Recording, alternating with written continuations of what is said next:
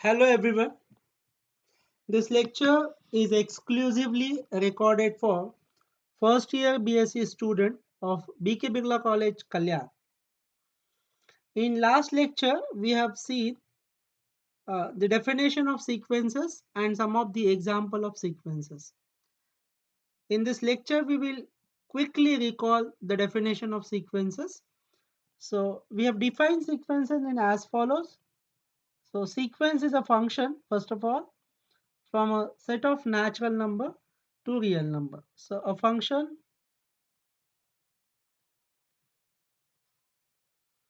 whose name we have called it as an x from set of natural number to a real number is called as a sequence.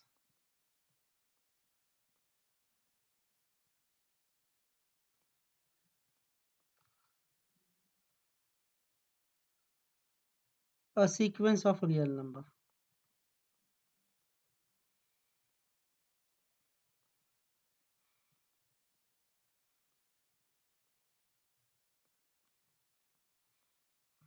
So throughout this semester for your BSc course, we are talking sequence in a real number only. One can define sequence in any set. For example, if I say if x is a function from set of natural number to set of rational number, then this will be a sequence in a rational number. So in general, if I say instead of this q, if I say capital X, if small x is a function from natural number to capital X, that means it is sequence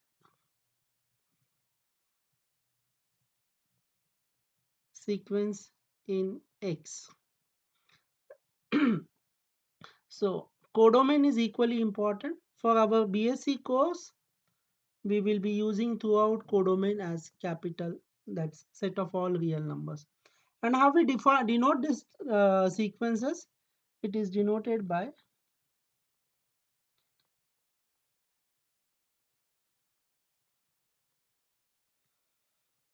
we have denoted it by uh, curly bracket xn, or we denote it as curly bracket xn, or some people only write open parenthesis sequence xn, or many a times people write curly bracket xn where n goes from 1 to infinity. So I will be using this symbol for a syllabi, or maybe in upcoming lectures. This or maybe this, but maximum times I will use this curly bracket xn, a sequence xn, we will denote it in curly bracket xn. So you all aware that when we say xn, that means it is nth term of the sequence.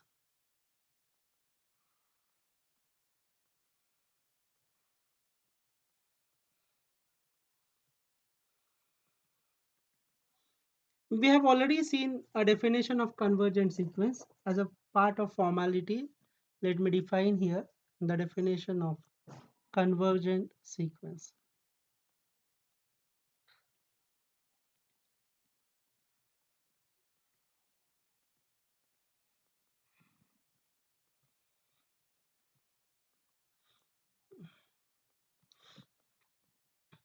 A sequence xn is said to be convergent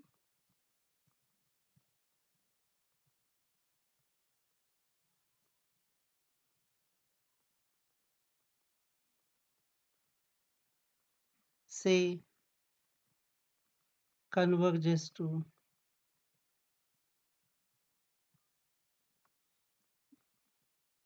small p belongs to R if and only if for every epsilon greater than 0 there exists a number n naught which belongs to natural number such that mod of xn minus p is less than epsilon for all n greater than equal to n naught. This is very important definition of sequence. When I say mod xn minus p less than epsilon, that means the distance between xn, the nth term of the sequence, and the p is very, very small. Let me repeat the definition. A sequence xn is said to be convergent, say converges to p belongs to R, if and only if for every epsilon greater than 0, there exists n naught belongs to natural number such that mod of xn minus p is less than epsilon for all n greater than equal to n naught. The n is belongs to natural number, that should be noted. So note that there are some notations which are maybe some terminology. Here p is called as a limit of the sequence. P is called as limit of sequence.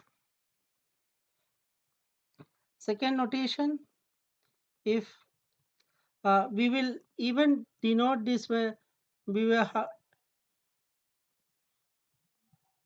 if sequence xn converges to p, then we denote it as follows.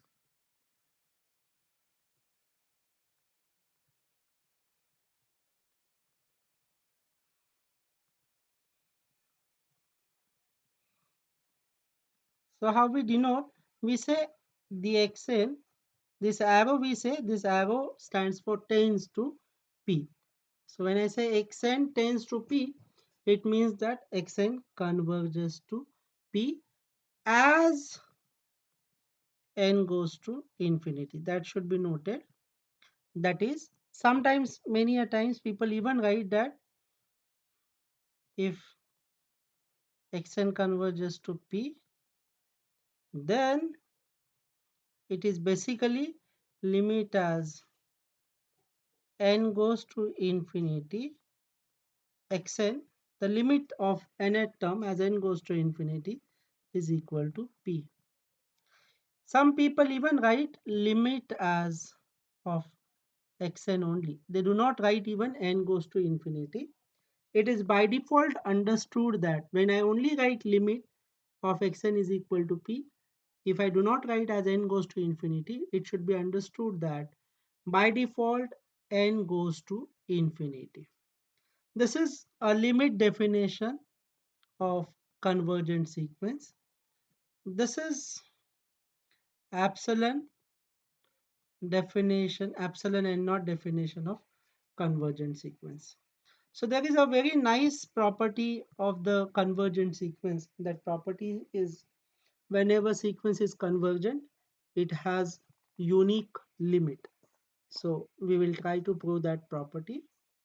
There is one more property, that is whenever sequence is convergent, then it is bounded. So let's see whether I could prove both of them, but at least the first property we will we can easily prove in this lecture. So let me write down the statement. Result number one, or property number one, we can say a convergent sequence. So now onwards, instead of writing this all convergent word, I will simply use COGT. COGT stands for convergent. The convergent sequence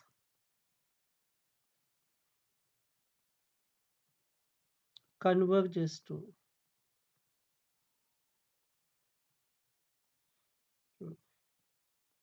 unique limit.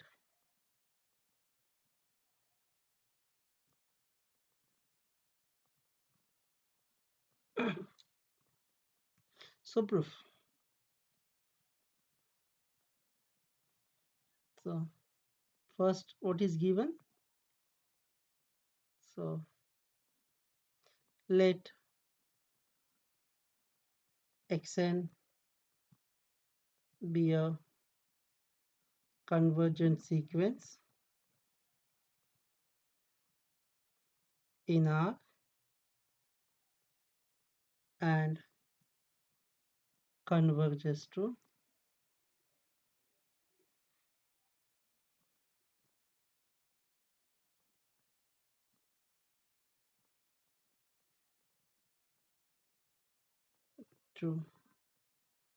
P.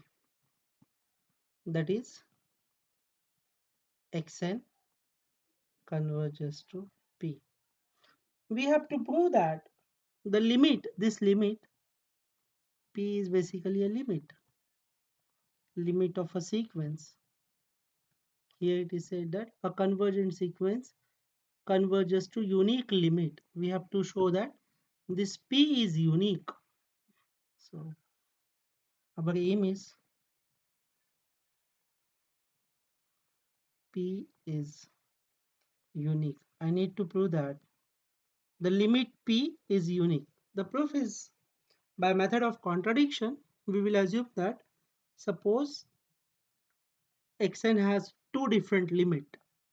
Say P is one of the limit, there is another limit Q wherein xn also converges and Q is distinct from P. With this assumption, at last I should get a contradiction. So let's prove this. So let it possible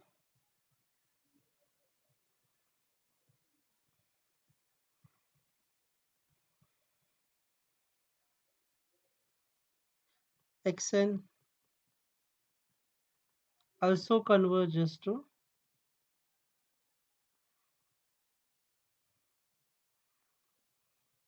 just to Q such that P is not equal to Q.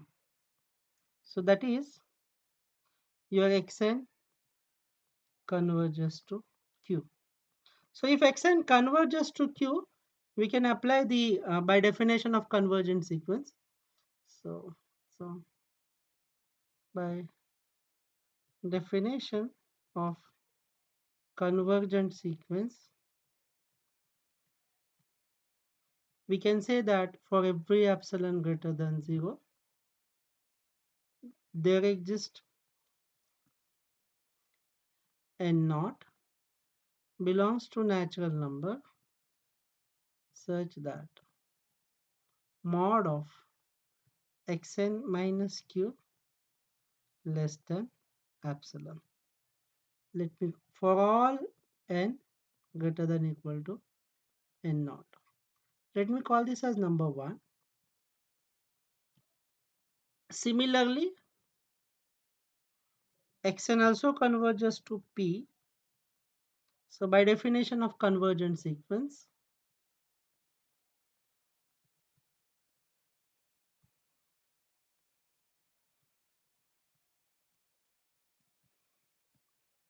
for above epsilon greater than 0,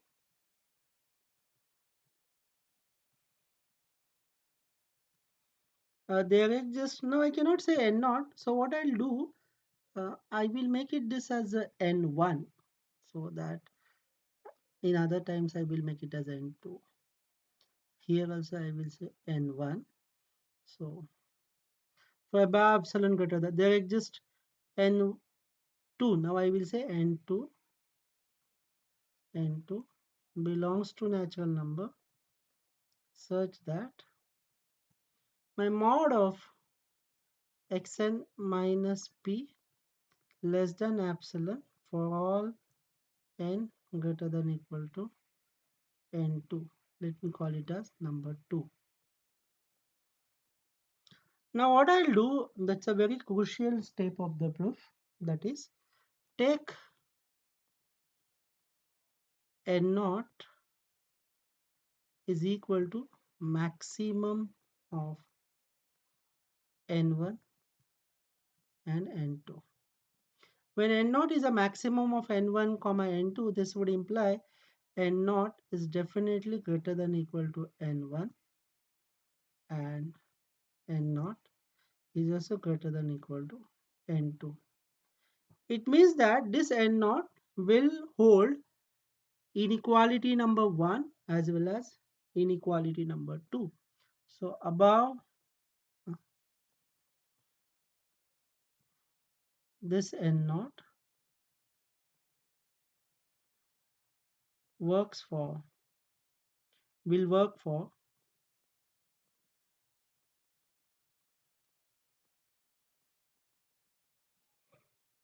or you may say that hold for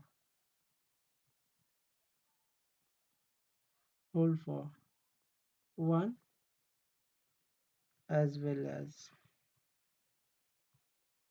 2. Now let's consider, this is again a, because if you have remembered the theorem of house dot property, that somewhat like this only we will be doing. So consider modulus of p minus q. Observe that p and q are constant. So mod p minus q is a constant. Moreover, p is not equal to q. So p minus q is not equal to 0. So mod of p minus q is strictly greater than 0 because modulus is always positive, and p minus q will never be 0 because p is apart from, is not equal to q. So this is equal to, I will add and subtract xn now. Xn I have added. I will take minus q with xn. Now I will add minus xn and I'll add. So you could see that I have added minus plus xn and minus xn. That doesn't, or maybe many of you think that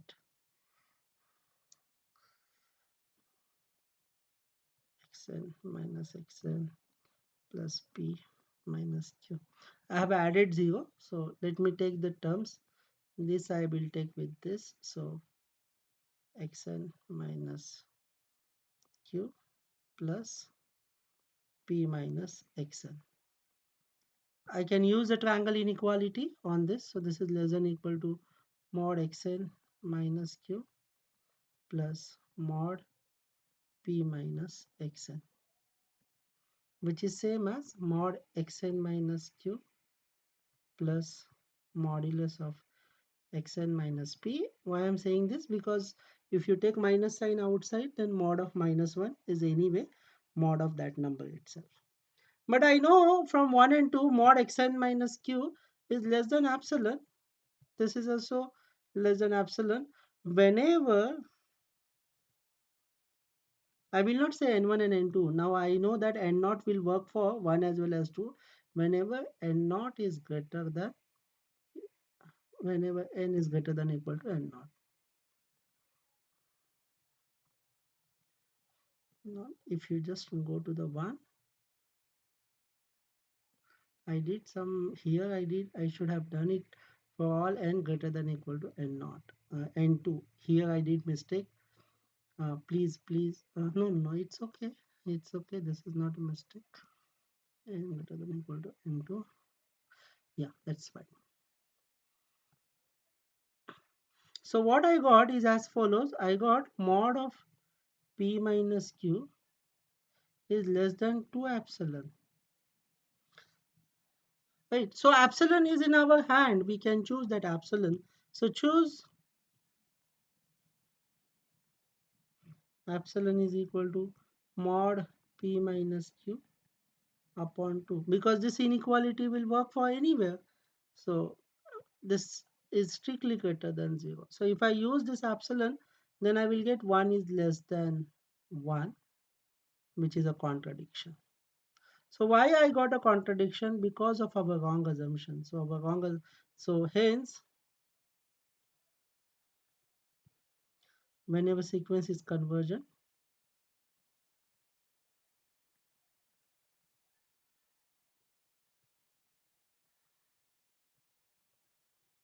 it converges to unit limit.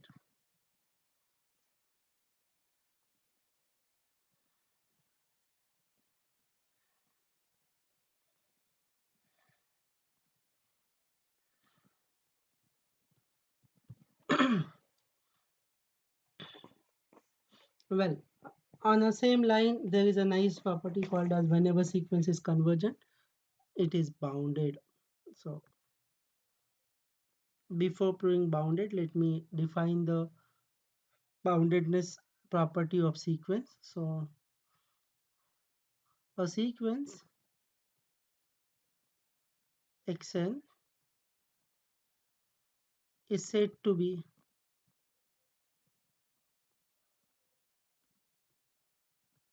bounded above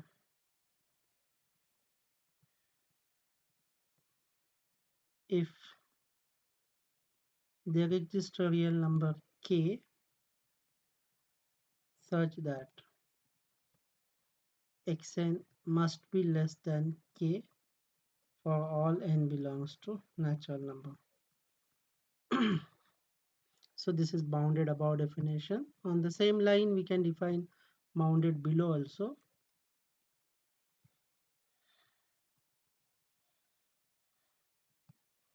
A sequence xn is said to be bounded below if there exists a small real number k, small I just it's a notation, such that small xn is always larger than small k for all n belongs to natural number. And a sequence which is bounded above as well as bounded below is called as a bounded sequence. A sequence which is bounded above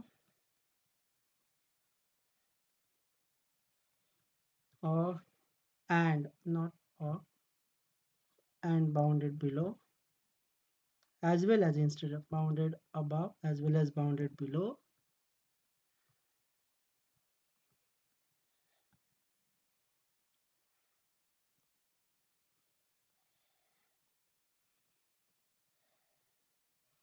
is called as bounded sequence. Or some people even write the same definition. A sequence xn is said to be bounded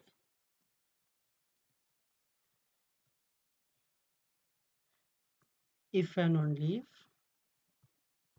there exists a real number m such that modulus of xn is always less than equal to m for all n belongs to natural number. You can see that this xn lies between minus m to small m. That means minus m is lower bound and capital M is a upper bound, and bounded above as well as bounded below will imply it is bounded. Well, the property which I wanted to prove in a maybe I will prove in a upcoming lecture. So a convergent sequence is bounded. So next result number 2, which probably we will discuss in a class, or maybe I will record and I will post. Every convergent sequence is bounded.